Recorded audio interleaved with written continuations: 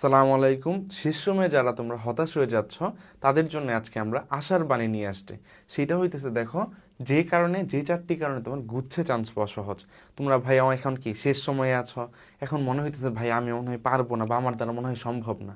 So strategical ওয়েতে আমরা আজকে দেখবো যে গুচ্ছে যে কারণে চান্স পাওয়া কি তুলনামূলক সহজ হবে। সো তুমি ইনশাল্লাহ পারবা, জাস্ট কি শেষ পর্যন্ত লেগে থাকতে হবে। সো শেষ সময় আইসা কি হাল ছাড়া যাবে না। যখন তুমি জার্নিটা স্টার্ট করছিলা তখন কি তুমি হেরে যাওয়ার জন্য জার্নিটা স্টার্ট করছিলা? হেরে যাওয়ার জন্য তো স্টার্ট করো নাই, তুমি জার্নিটা কি বিজয়ী হওয়ার জন্যই কি স্টার্ট করছিলা। সো যেহেতু এখনো তোমার কাঙ্ক্ষিত লক্ষ্যে তুমি পৌঁছাইতে পারো নাই, সো কেন তুমি আগেই হার মাইনা নিবা? সো নিজেকে আগেই কি হার মানানো যাবে না। শেষ পর্যন্ত যুদ্ধে কি হয়, ফলাফল যাই হোক, তুমি যুদ্ধের ময়দান পর্যন্ত শেষ পর্যন্ত থাকো। ফলাফল যাই হোক সেটা ম্যাটার করে না, কিন্তু পরিশ্রমটা তো তুমি করে যাও, তোমার যেটা সাধ্যের মধ্যে আছে সেটা তুমি করে যাও। ইনশাল্লাহ সফল তুমি হবে, যদি সৎভাবে পরিশ্রম করে থাকো কি সফল তুমি হবে। ঠিক আছে, হতাশ হওয়া যাবে না। হতাশা কোনো ভালো ব্যক্তির লক্ষণ না। সো সফল ব্যক্তির কখনো হতাশ হয় না। সো হতাশ হওয়া যাবে না। কি করতে হবে, সেটাকে শক্তিতে পরিণত করতে হবে।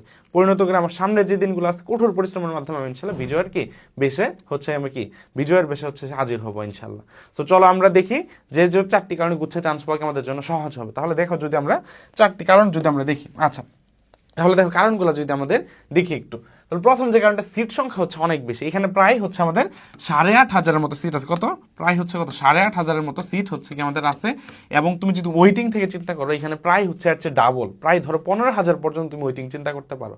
মানে 8,500 তুমি মেরিট থেকেই পাবা, আরো মানে এরো ডাবল, তার মানে 15,000 পর্যন্ত তুমি থাকলেই, পজিশনে থাকলেই কি তুমি পাইতেছো একটা সিট পাওয়া যাইতেছো। ঠিক আছে, আচ্ছা এক নাম্বার কারণ। দুই নাম্বার কারণ হচ্ছে কি বিগত বছরের প্রশ্নের টাইপ কমন, অর্থাৎ তুমি প্রশ্ন ব্যাংকটা অ্যানালাইসিস করলেই কিন্তু মোস্ট অফ দ্য কি টপিকগুলো তুমি কমন পাবো। তবে কোশ্চেন কমন পাবা না, এটা কোশ্চেন কমন পাবা না, এটা কেউই বলতে পারবে না কোশ্চেন কমন পাবা। সো কোশ্চেনের কি টপিকগুলো কমন পাইতে পারো। সো তোমার কাজ কি হবে, যেই যে টপিকগুলো থেকে কোশ্চেন আসছে ওই টপিকগুলো খুবই ভালোভাবে পড়া। সো টপিক কমন পড়লে কি তুমি ইজিলি তুমি কি সেই কোশ্চেনটা আনসার করতে পারতেছো, সেটাও কি তোমাদের জন্য সহজ হবে। আচ্ছা, পরে 3 নাম্বার সংখ্যা, প্রতিযোগীদের সংখ্যা কম। প্রতিযোগীর সংখ্যা কি কমে গেছে। এখন তোমার কাছে মনে হতে পারে যে ভাইয়া এখানে তো প্রায় 1 লাখের মতো বা 1 লাখ 1.5 লাখের মতো পরীক্ষা দিবে। সো আপনি কিভাবে বলেন যে এখানে প্রতিযোগীর সংখ্যা কমে গেছে? সো এটা তো আসলে যাইতেছে না। দেখো আমি তোমাকে একটু বুঝাই। তাহলে দেখো আমাদের এখানে কি গুচ্ছ ভর্তি পরীক্ষায় লাস্ট ভর্তি পরীক্ষা, সকল ভর্তি পরীক্ষা তোমার হয়ে গেছে।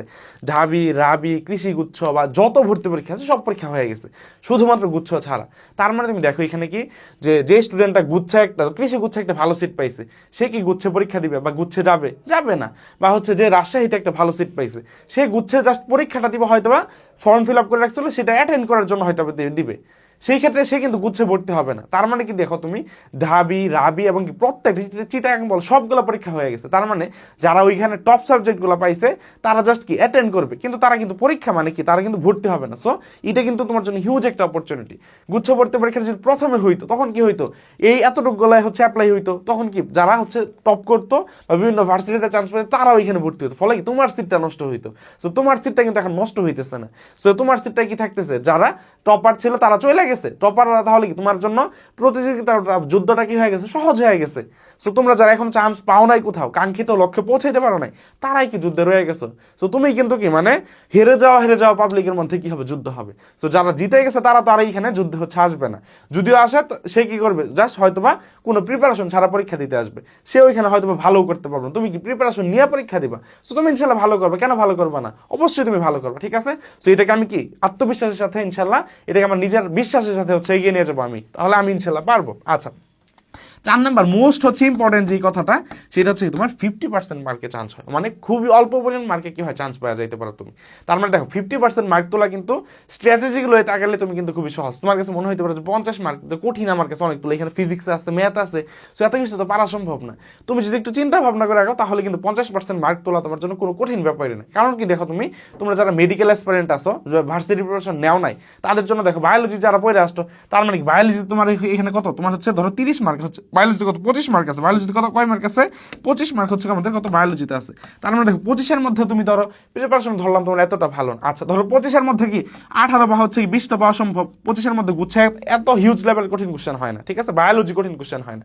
সো 18 বা 20 পাওয়া সম্ভব। আচ্ছা, এরপর ধরলাম কেমিস্ট্রি তোমার প্লাস পয়েন্ট। কেমিস্ট্রিটা কি, যেহেতু আমরা মেডিকেল প্রিপারেশন নিয়ে আসছি, ওই ব্যাকগ্রাউন্ড থেকে আসলে বায়োলজি আর কেমিস্ট্রিটা এমনি কি প্লাস পয়েন্ট থাকে। তাহলে ধরো কেমিস্ট্রির 25-এর মধ্যেও তুমি এরকম কি 17-18টা কি এনশিওর করা সম্ভব, 17-18টা কি এনশিওর করা সম্ভব। আচ্ছা, তাহলে দেখো এখানে যদি তুমি 18 ধরো, এখানে যে 18 ধরো, 18-18 36 হয়ে যাচ্ছে। 18-18 কত হইতেছে 36 হইতেছে কি তোমার দুইটা সাবজেক্টে।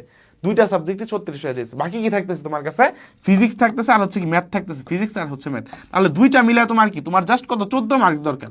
তাহলে কি প্রত্যেকটাতে 7 মার্ক করে পাইলে কি তোমার হয়ে যাইতেছে, তাহলে 50% মার্ক ইনশোর হয়ে যাইতেছে। এখন কি ভাইয়া তুমি ম্যাথ ফিজিক্স এতদিন কি 2 মাস 2.5 মাস টাইম তুমি পাইছো, কিছু কইরা আসো নাই? অবশ্যই করছো।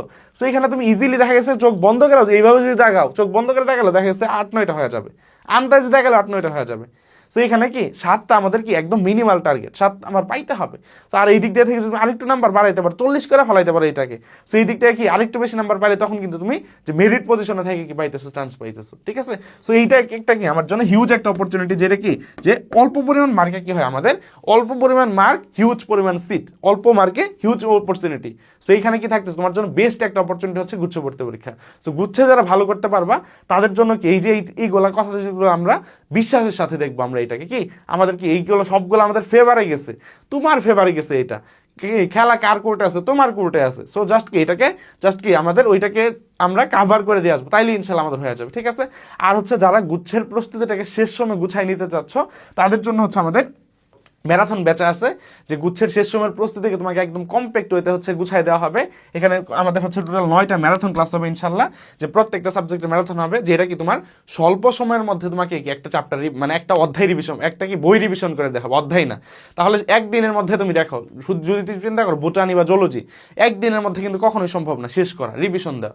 সো এখানে আমরা তোমাকে 4 থেকে 5 ঘন্টা টাইমের মধ্যে কি তোমাকে ফুল বোটানিটা শেষ করে দিচ্ছি, 4 থেকে 5 ঘন্টার মধ্যে তোমাকে ফুল জুলজিটা রিভিশন করে দিচ্ছি। সো এইটা একটা কিন্তু কি তোমার জন্য প্লাস পয়েন্ট। ঠিক আছে, সো ইম্পর্টেন্ট টপিক সাথে কি তোমার রিভিশন হয়ে যাইতেছে, এবং তুমি শুধু এখানে ম্যারাথনই না, সাথে তুমি এখানে কি এক্সামও পাবো, এখানে যে আর 12টা টোটাল এক্সাম পাবা, 4টা সাবজেক্ট ফাইনাল, 12টা 8টা হচ্ছে মডেল টেস্ট থাকবে, 4টা সাবজেক্ট ফাইনাল, 8টা কি মডেল টেস্ট থাকবে, এবং এইটা কি গুচ্ছ স্ট্যান্ডার্ড মডেল টেস্ট হবে ইনশাআল্লাহ। এবং আমাদের এটার কোর্স ফিটা খুবই অল্প রাখা হয়েছে, এটা হচ্ছে 299 টাকা রাখা হয়েছে। সো তোমরা যারা ভর্তি হইতে চাও ভর্তি হইতে পারো, ভর্তি হইতে ব্রাদার সাথে ফেসবুক পেজে নক করবা।